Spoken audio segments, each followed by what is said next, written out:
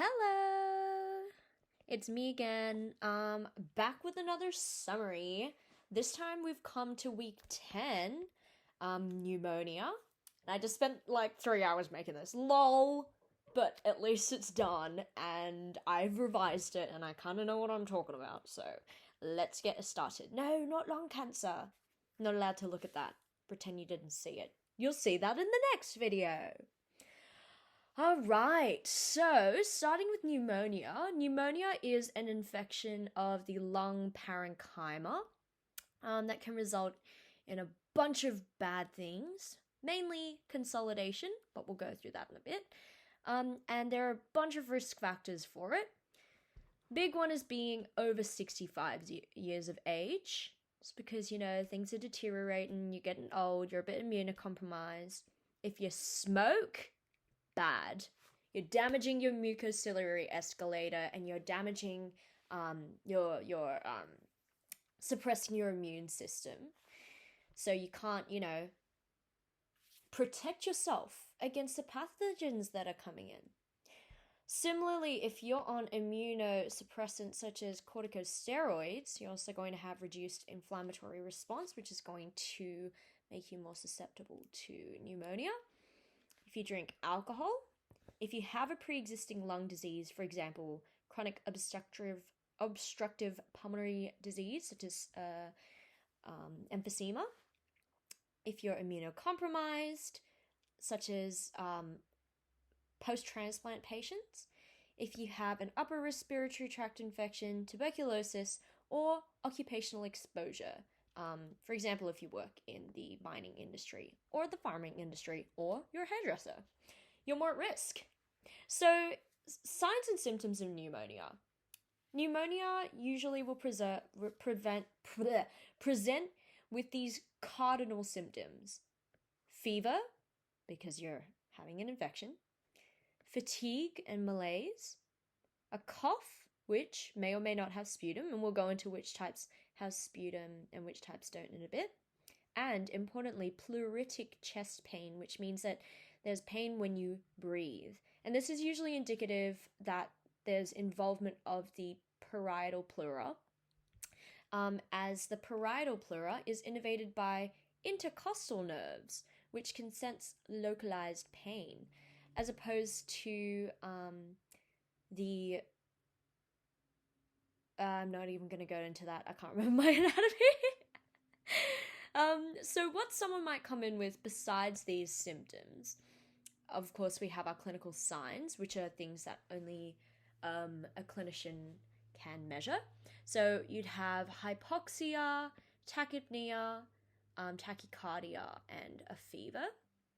And upon examination of the chest, you'd see things like reduced chest wall expansion, increased tactile fremitus and vocal resonance, because the alveolar exudate and the consolidation is conducting sound and vibrations more than the average lung tissue.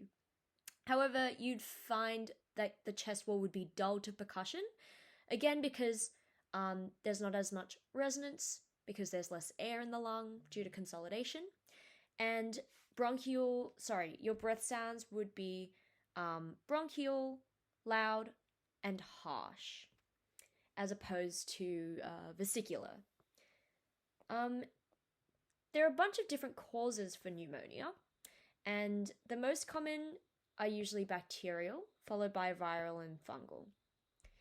So, starting with bacterial, you can see that there are two different types of pneumonia, community-acquired and hospital-acquired, and as well as having a different definition of how these are acquired, they are also caused by different pathogens. Because naturally, if you're getting sick in the community, you're going to have different types of bacteria that thrive, as opposed to ones that are in the hospital, which are all your superbacteria. So, just in terms of definitions, community-acquired pneumonia is where someone gets an infection of their lung parenchyma, but they haven't been hospitalized in the last 14 days, or they have been in the hospital for less than 48 hours, implying that they already had the infection when they came in. Hospital-acquired pneumonia, in contrast, is not present on admission into hospital and thus usually presents more than 48 hours after admission to hospital. So coming back to the causes, the main causes of community-acquired pneumonia are strep pneumoniae and Haemophilus influenza, which are the main causes of what's called typical pneumonia. Atypical pneumonia, which is defined, kind of characterized by like a dry cough and less alveolar exudate. These are usually caused by Mycoplasma pneumoniae and Chlamydophila pneumoniae. In contrast, hospital-acquired pneumonia, we've got a bunch of gram-negative bacteria, and we've also got antibiotic-resistant bacteria. So our gram-negatives include Pseudomonas aeruginosa, E. coli, and Klebsiella pneumoniae. And then in terms of our resistant bacteria, we've got methicillin-resistant Staph aureus, which has to have a special treatment. Because remember, you've got all these sick people in hospital, you've got people on antibiotics, and you're having a greater level of antibiotic resistance. Looking at our viral causes, common causes include influenza A and B, and these are the viruses as opposed to the bacterial Haemophilus influenza. We've also got respiratory syncytial virus, parainfluenza, and adenovirus. RSV is what usually causes our common cold. We also have fungal causes of pneumonia, which can kind of come up when you're immunocompromised or if you work in places where you have increased exposure to things like Aspergillus, Cryptococcus, and Candida. Alrighty-o. Now, in terms of the pathophysiology of pneumonia, we've got 4 different stages. And this is specifically for lobar pneumonia, which is where the infection is kind of confined to one lobe. So, I'm going to say that I went a bit clever here. Each lobe has been drawn to represent a different stage of the pathophysiology. The first part, the first kind of thing that happens is, once you've got your immunocompromised patient, they've inhaled a pathogen, and it's going to cause an inflammatory reaction. So what happens here is that the lung tissue becomes congested, and this is because the blood vessels are dilating and there's an alveolar exudate, which is causing enlargement and consolidation within the lung. The next stage, which happens 2 to 3 days in, is red hepatization, which is where it turns red firstly because there's red blood cells extravasating into the tissue, and you also get other cells such as neutrophils coming out and fibrin exudates, and these exudates kind of further the consolidation within the lung tissue and cause it to become really air-free and dense, and they call it liver-like, and hence the name hepatization. The next stage, which happens in 4 to 6 days, we're kind of starting to get towards the resolution phase, is called grey hepatization. It's basically the same. It's got, that like livery kind of texture, except now red blood cells that extravasated in the previous phase have started to break down. And as we know, bilirubin kind of gives us that brownie appearance, and so macroscopically the lung will look like a grey liver, which is really grotty, but at least they're in their healing phase. And then the final stage, around over 6 days, is when you get resolution. So hopefully the lung parenchyma is going to return to normal, and you're going to, and this is due to enzymatic digestion of exudate. Sorry, my sister's texting me. That's why I am distracted. All right, so in terms of diagnosis, you've got your person that's come in, you kind of suspect what's going on, you're going to want to confirm what's going on. The way that we're going to do that is through chest x-ray and sputum culture. So there are a bunch of indications for a chest x-ray. And these can be remembered by the acronym SO, like short of, breath. So this stands for low oxygen sats, old age, diminished breath sounds, rales and crackles or tachypnea, embolic disease because they might have a pulmonary embolism, alcohol abuse as it's a risk factor, tuberculosis or fever, and coughing up blood or hemoptysis. So this is what the different types of pneumonia, lobar versus bronchopneumonia, would look like on chest x-ray. Lobar pneumonia would appear as kind of consolidation of one lobe. And this is due to kind of, it's a similar mechanism, but it's just a different distribution. And so, yeah, remember your right lobe will have 1, 2, 3. Imagine I do 3 lobes, and your left lobe will have 2 lobes. Now, in terms of bronchopneumonia, you kind of get this patchy multilobar consolidation that's not really confined to one lobe. In addition, you can take a sputum culture, so get them to and then catch it in a cup and culture it on a plate and see what grows. Or if they can't cough because they're so, so short of breath, you can also do something called a bronchial lavage, which sounds like the grossest thing ever, where they literally pour liquid into your lungs and then suck it out and then culture that, which is hopefully not done because apparently it's incredibly unpleasant. And basically, an important thing to note here is that if you have rusty colored sputum, it's most likely caused by strep pneumoniae. You can also run arterial blood gases and venous blood gases to see what's going on.